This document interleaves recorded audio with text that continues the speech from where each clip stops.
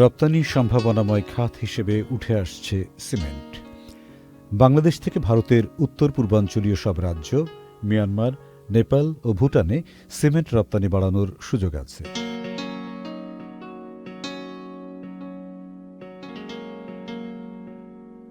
ভবিষ্যতে বাংলাদেশ, ভারত, নেপাল ও ভুটানে পণ্যের অবাধ যাতায়াত সম্ভব হলে বাংলাদেশে উৎপাদিত সিমেন্ট রপ্তানি বাড়বে বলে আশা করছেন এ খাতের উদ্যোক্তারা।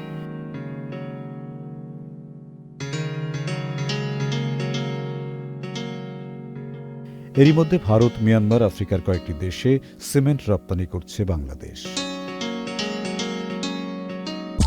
NRBC ব্যাংক, সুখবর প্রতিদিন।